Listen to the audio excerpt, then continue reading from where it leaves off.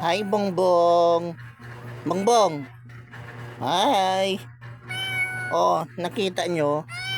Ang ilong ni Bongbong parang may sugat. Tapos, ayun.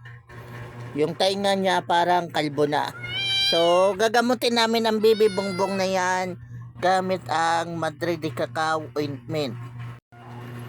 So, gamit itong Madre de Cacao ointment. Ayan, Madre de Cacao ointment. Gagamutin natin ang ilong ni Bongbong. Bongbong, ang ilong mo panit na. Inaway ka ni Jupiter? Inaway ni Jupiter ang Bongbong na yan?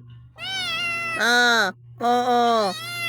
Tapos yung tainga mo, lalagyan natin tainga mo. Oh, kalbo na ang tainga ni Bongbong.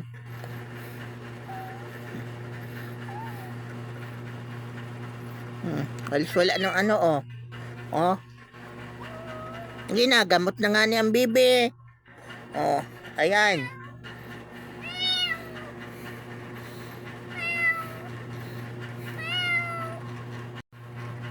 So, ito si Bongbong.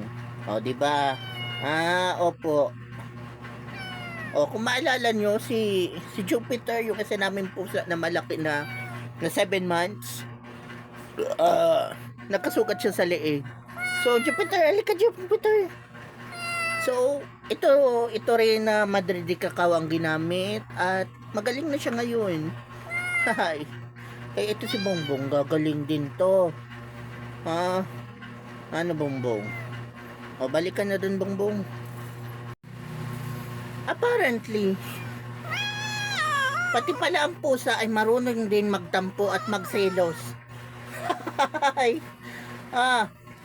Tingnan nyo ang leeg ni Jupiter. O, wala na yung sugat niyang nagnanaknak. Diba? Wala na. O, ang kilay niya, okay na ulit.